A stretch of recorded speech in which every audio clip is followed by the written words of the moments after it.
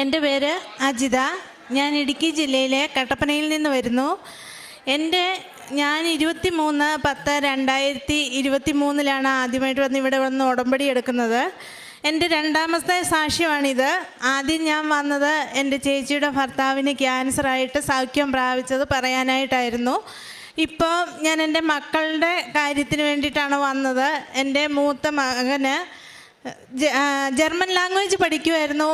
അവന് 3 വർഷമായിട്ട് പഠിക്കുകയും 2 വർഷത്തോളമായിട്ട് ജോലി ചെയ്യുകയും ചെയ്യുമായിരുന്നു. ജർമ്മനി പോകാൻ വേണ്ടിയിട്ട് അവൻ എക്സാം എഴുതാൻ വേണ്ടിയിട്ട് ഒരുപാട് പ്രയത്നിക്കുന്നുണ്ടായിരുന്നു. 3 മൊഡ്യൂൾ കിട്ടി. 4 മൊഡ്യൂൾ ഉണ്ടെങ്കിലേ അവന് കയറി പോകാൻ പറ്റുള്ളായിരുന്നു. എക്സാമിന് ഡേറ്റ് കിട്ടുന്നില്ലായിരുന്നു. അപ്പോൾ 3 മൊഡ്യൂൾ വെച്ച് കയറി പോകാൻ പാടായിരുന്നു. 4 എണ്ണം ഉണ്ടെങ്കിൽ മാത്രമേ അവിടെ ചെന്ന് അവന് നേഴ്സിംഗ് പഠിക്കുന്നതിന് സാധിക്കുള്ളായിരുന്നു. ഒരുപാട് പ്രാർത്ഥിച്ചാണ് അവന് എക്സാമിന് എഴുതാൻ വേണ്ടിയിട്ട് ഡേറ്റ് എടുക്കാൻ വേണ്ടിയിട്ട് ഞാനിവിടെ വന്ന് ഉടമ്പടി എടുക്കുന്നത്. ഉടമ്പടി എടുത്തു കഴിഞ്ഞ് 3 മൊഡ്യൂൾ കിട്ടുന്നത്. അത് കഴിഞ്ഞേച്ച് പിന്നെ ഇവന് പോകാൻ സാധിക്കാതെ വന്ന് അവൻ്റെ കാലം നൊടിഞ്ഞായിരുന്നു. അങ്ങനെ പോകാൻ ഒരുപാട് പ്രശ്നങ്ങൾ വന്നു. അങ്ങനെ ഇരിക്കെ 3 മൊഡ്യൂളും കൊണ്ട് പോകാം എന്നൊരു ഏജൻസിയിൽ നിന്ന് പറഞ്ഞ് അങ്ങനെ ഇവൻ അവിടുത്തെ ഇൻ്റർവ്യൂവിന് പോകുന്നു. ഒറ്റ ഇതിൽ തന്നെ അവൻ്റെ ആദ്യത്തെ ഇൻ്റർവ്യൂ ജോലിക്ക് വേണ്ടിയിട്ടുള്ളത് അവൻ പാസ്സായി. പോകുമ്പോൾ ഞാൻ അവന് തൈലവും പുരട്ടി ലോക്കറ്റും അമ്മയുടെ കാശുരൂപം കൊടുത്താണ് ഞാൻ വിടുന്നത്. അവൻ ഇൻ്റർവ്യൂവിന് കയറുന്ന സമയത്ത് ഞാൻ പ്രാർത്ഥിച്ചുകൊണ്ടാണ് ഇരുന്നത്. രണ്ടാമത്തെ ഇൻ്റർവ്യൂ എന്ന് പറഞ്ഞാൽ അവന് പഠിക്കാനുള്ള കോളേജിലേക്കായിരുന്നു.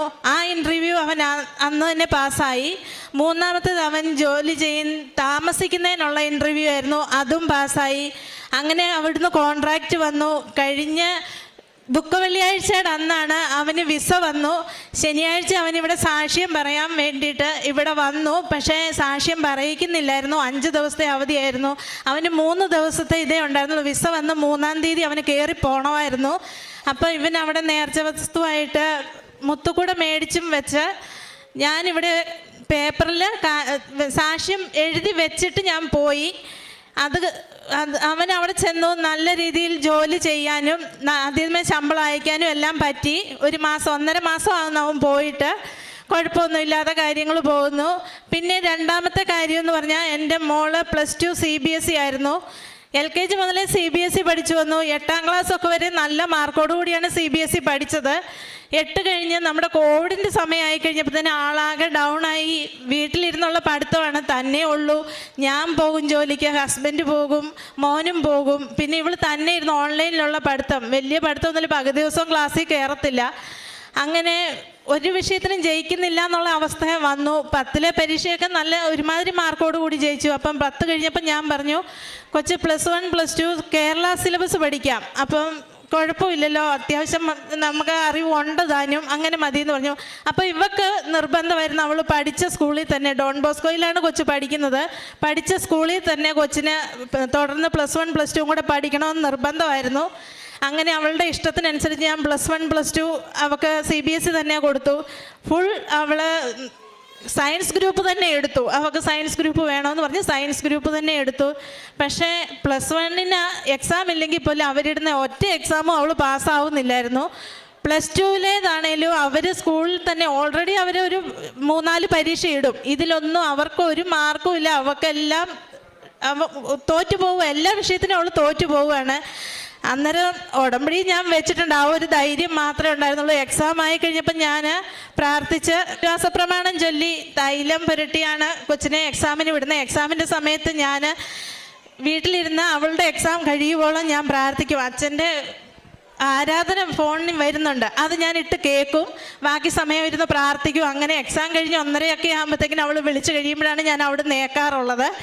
എക്സാം കഴിഞ്ഞ് 2 വിഷയത്തിൻ്റെ എക്സാം നല്ല പാടായിരുന്നെന്ന് പറഞ്ഞ് അവൾ വിളിച്ചത്. എനിക്ക് കിട്ടുമെന്ന് ഒരു പ്രതീക്ഷയില്ലമ്മേ, എനിക്ക് നല്ല പാടായിരുന്നെന്ന് പറഞ്ഞു.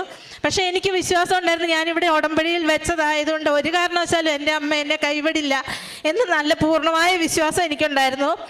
അങ്ങനെ +2ൻ്റെ റിസൾട്ട് വന്ന് നല്ല മാർക്കോടുകൂടി എൻ്റെ കൊച്ചു പാസ്സായി. മൂന്നാമത്തെ കാര്യം എന്ന് പറഞ്ഞിട്ടുണ്ടെങ്കിൽ എൻ്റെ ഫാമിലിയിൽ എൻ്റെ അച്ഛന് അമ്മയ്ക്കും നിർബന്ധമുണ്ട്. ഞങ്ങൾ 4 മക്കൾ എന്നും ഒരുമിച്ച് അവരുടെ മക്കളും കൊച്ചുമക്കളും എല്ലാം ഒന്നിച്ച് നിൽക്കണം, ഒന്നിച്ച് പ്രവർത്തിക്കണം. ഒരു വിശേഷ ദിവസം ഉണ്ടെങ്കിൽ ഒന്നിച്ച് ഒരിടത്ത് തറവാട്ടിൽ കൂടണം എന്നുള്ളത് നിർബന്ധം ഉണ്ടായിരുന്നു. ചെറിയൊരു ഇഷ്യൂവിൻ്റെ പുറത്ത് ചേട്ടനും അനിയനും തമ്മിൽ ഒരു ഇഷ്യൂ ഉണ്ടായിട്ട് ഒരു കാരണവശാലും ഇവർ തമ്മിൽ അങ്ങോട്ടും ഇങ്ങോട്ടും കയറി ചെല്ലാതായി. അതിന് നല്ലപോലെ വിഷമം, എൻ്റെ അച്ഛൻ്റെ മനസ്സിൽ വിഷമം ഉണ്ടായിരുന്നു. ആ വിഷമം എനിക്കറിയാം ശരിക്ക്. അപ്പം ഞാൻ പറഞ്ഞു, ഒന്നുകൊണ്ടും പേടിക്കണ്ട, ഞാനിങ്ങനെ കൃപാസനത്തിൽ വന്ന് ഉടമ്പടി എടുത്തിട്ടുണ്ട്, ഉടമ്പടിയിൽ അച്ഛൻ്റെ നിയോഗം ഞാൻ വെച്ചിട്ടുണ്ട്, വിഷമിക്കേണ്ട, എല്ലാം ശരിയാവും എന്ന് പറഞ്ഞു. കഴിഞ്ഞ ഈസ്റ്റർ മുതൽ ചേട്ടൻ്റെ അടുത്തേക്ക് അനിയൻ ചെന്ന എല്ലാ വിഷമങ്ങളും പറഞ്ഞു തീർത്ത് അവരൊന്നിച്ചു പോയി. അത് കഴിഞ്ഞുള്ള പരിപാടികളിലെല്ലാം അവരൊന്നിച്ച് തന്നെ മുമ്പോട്ട് നിൽക്കുന്നു. എല്ലാ ഇതിനും എൻ്റെ അമ്മയ്ക്കും തിരുക്കുമാരനും ഞാൻ നന്ദി പറയുന്നു. ഞാൻ കാരുണ്യ പ്രവർത്തനം ചെയ്തതെന്ന് പറഞ്ഞാൽ പേപ്പർ ഇവിടുന്ന് കൊണ്ടുവന്ന എല്ലാം ഞാൻ വിതരണം ചെയ്യുമായിരുന്നു.